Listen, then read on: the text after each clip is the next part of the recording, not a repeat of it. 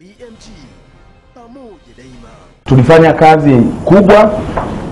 Kivulini walikuwa na kata chache katika mradi wao 10, lakini sisi tulienda kata zote wakati huo. Tulifanyeje? Ilikuja wazo kwamba kama tunafanya kwenye kata 10 na performance inaonekana ukatili unazidi kupungua na watu wanazidi kupata uelewa, wananchi kwa maana wanawake na watoto, tukasema lazima tuende umbali mkubwa zaidi. Kwa sababu ile trend ya ukatili iliendelea kupungua, lakini trend ya kuwafanya wananchi kwenda kutoa taarifa kwenye vituo vya polisi, kwenda kutoa taarifa kwa watendaji wa vijiji na kata iliongezeka. Maana yake tukasema ufahamu dhidi ya ukatili umeongezeka. Kwa watu wanatoa taarifa, lakini kuna ngazi tofauti za kusolve zile issues. Kwa kwenye kitongoji walikuwa na mpango wa kusolve, kwenye kijiji walikuwa na mpango wa kusolve, kwenye kata vile vile walikuwa na utaratibu wa ziko ambazo zilikuwa nje ya uwezo ndio zinaenda polisi, zinaenda mahakamani. Kwa trend ya kesi zikaongezeka, lakini baada ya ile kampeni kubwa tuliyoifanya vitu vingi vilibadilika. Watu waliongeza kwa maana uzalishaji, lakini na familia harmony ile. Maana sasa baba alikuwa wakiuza kipindi hicho wanahamia mjini, kulikuwa na mambo mengi. Mtu anaacha ndoa yake, hawezi kununulia watoto viatu, hawezi kununulia watoto uniform, hawezi kununua godoro na nini. Lakini baada ya kampeni, kwa hiyo trend ya drop out kwa maana ya wanafunzi ikapungua, watu wameelewa kwa sababu pia ni sehemu ya ukatili. Lakini ufaulu uliongezeka baada ya ile kampeni. Unaona walikuwa tulikuwa wa 7 kipindi kile, sio? Alafu wameenda mpaka kwa wangapi wa 3 kimkoa. wa 55. Sasa unaweza ukaona hiyo trend. Kwa hiyo lakini pia kwenye margin ya ushirikiano wa uzalishaji kwa maana ngazi ya familia, unaweza usione vizuri, lakini unaona sasa kama unaona watu ile reporting sasa system ya kusema migogoro, saizi mume wangu ameondoka sivyo nini, zinaanza kupungua. Maana yake harmony kwenye familia imeongezeka. Lakini tulifanyeje ili kufanikisha hilo? Tulikaa na watu wa Kivulini, tukatengeneza model, tukashirikisha jamii kwa maana watendaji wa vijiji na kata na waheshimiwa madiwani, na kila kata na kila kijiji kilifanya uzinduzi. Resources tulitumia kidogo tulizokuwa nazo, lakini nguvu kubwa watendaji wa kata na vijiji waliwashirikisha wananchi. Na kila mtu alikuwa baada ya kutoa elimu, kwa sababu tulitoa elimu kwa makundi tofauti. Tuna makundi ya waganga wa kienyeji kule yalikuwa involved. Tulikuwa na makundi ya watu wa kanisa walikuwa involved. Sungusungu ilikuwa involved kwa sababu sungusungu nayo katika utekelezaji wa majukumu yake ilikuwa inaongeza ukatili mwingine bila kujijua, lakini baada ya kampeni wakaelewa kwamba wao pia hawataki kuongeza ukatili. Kwa hiyo Kivulini wamefanya kazi nzuri sana. Sasa ndio maana mimi nikatamani waje Chato ili tukafanya hizo kampeni. Na kule kuna kitu pia tunaandaa mbali na hiyo ya mambo ya utapiamlo na nini. Sasa kuna hiyo tunataka tufanye pia sisi kule kampeni kubwa ya mambo ya utapiamlo, udumavu, kwa sababu watoto kwenye kipindi kile cha makuzi. Sasa vyakula vinaweza kuwepo, lakini vile vitamin wanakuleje? Yaani anapateje ile chakula bora ili akue na asiwe mdumavu. Kwa kule tuna hiyo, lakini tunataka pia hii ya ukatili, kwa sababu kule ukatili bado haijakaa vizuri, bado trend yake haijakaa vizuri.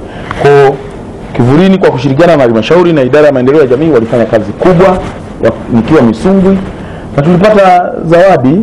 Na katibu mkuu wakati huo Wizara ya Afya alikuja. Kila mtu alitaka kuja kujifunza nini kimetokea, kimefanyika nini, lakini ni ushirikiano. Bila ushirikiano zoezi linakuwa gumu kweli. Hao waliweka hiyo mbegu kidogo ya hela, lakini wamefanya kazi kubwa.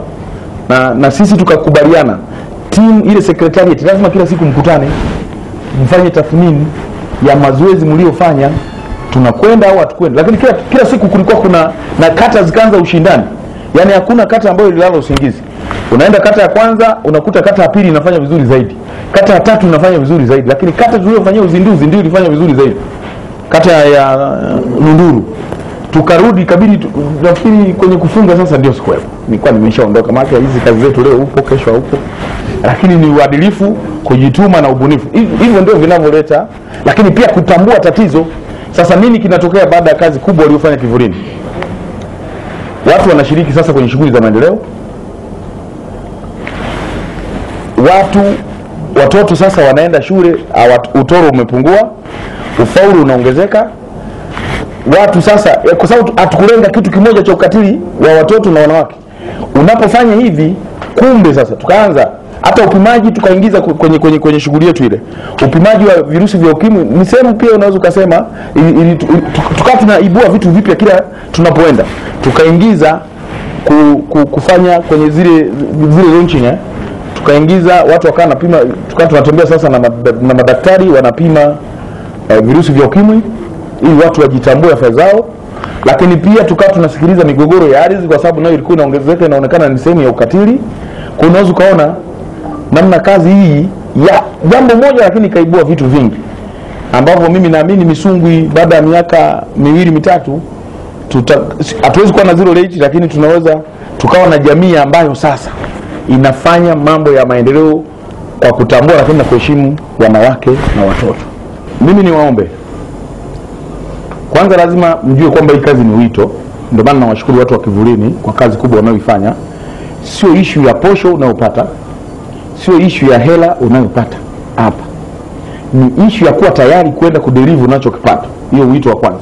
Lazima wewe umefunzwa na wewe ukafundishe, lakini uwe na passion kwamba kweli hili ni tatizo, kwa sababu watu wengine walishindwa kutuelewa mwanzoni na walituita majina mengi kwamba mnazalilisha watu. Tatizo lipo na tumekubali kwamba hili ni tatizo. Kwanza lazima tukubali kwamba lipo tatizo sisi ambao tunafundishwa, na tukalione tatizo kwenye jamii. Kwa mimi nawaomba mjitume, mwe wabunifu ili mkalete matokeo, lakini lazima muweke muda wa kufanya tathmini. Yaani tunasema tumejifunza leo, tunaenda kutekeleza katika maeneo yetu kwa muda gani? Lakini lazima mkae sasa kufanya tathmini kwenye maeneo yenu ambayo mnatekeleza hili jambo. Lakini tunasema pia uharaka wa polisi, uharaka wa mahakama katika kushughulikia zile kesi. Na ndio maana unakuta wanakuwa involved. Watu wetu wa dini wanasemaje kwenye makanisa? Lakini pia tunasema pamoja na mambo mengine, hata wababa nao wanafanyia ukatili. Niliwahi kusema hiyo. Sasa nalo hili lazima liangaliwe wakati tunaangalia watoto na wanawake, lakini wababa wanaofanyia ukatili hali zao zikoje? Kwa tunaenda makundi mengine yanasemaje? Watu maarufu kule wanasemaje? Sungusungu zetu zinasemaje?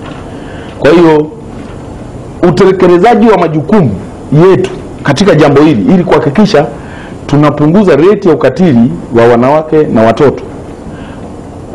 Elimu ndio jambo kubwa, lakini kingine ambacho naweza kusema, kupima matokeo ya kazi hii sio sawa na unavyojenga tofali, kwamba hapa tunajenga nyumba hii unampima mtu unasema fundi hapa tayari ameshajenga.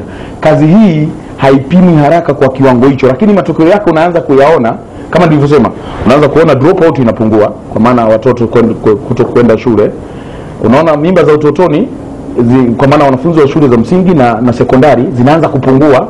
Kama ulikuwa na mimba 10 lesei, kwa kule kuna tatizo hilo la mimba zimekuwa nyingi. Ndio maana nilisema uje bwana. Lakini wakipata elimu hii, wazazi pia watatambua wajibu wao wa kuwahudumia watoto, kwa sababu serikali inatoa elimu bila malipo, lakini mzazi kiatu anatakiwa anunue yeye, uniform anatakiwa anunue yeye.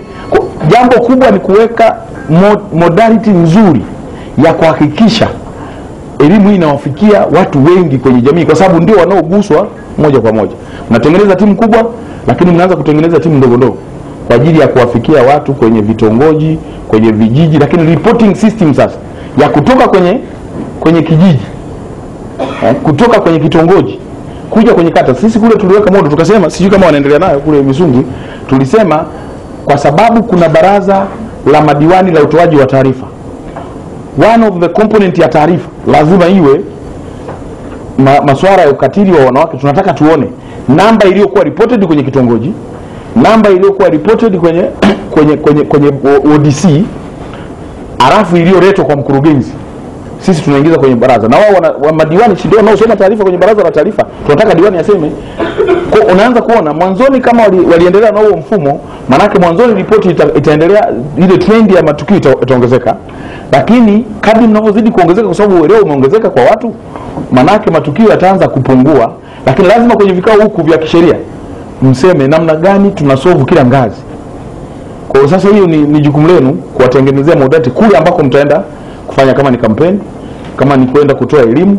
Kwa hiyo itatusaidia sana kupunguza ukatili wa wanawake na watoto, lakini implication yake na impact yake ni inaleta matokeo chanya kwenye kila nyanja. Kwenye elimu inaleta matokeo, kwenye masuala ya afya inaleta matokeo, kwenye masuala ya kuona ile miradi yote ya maendeleo inayotekelezwa kwenye ngazi tofauti tofauti wanaiona, kwa sababu hii elimu ya ukatili inasaidia mambo mengi. Hata migogoro ya ardhi inapungua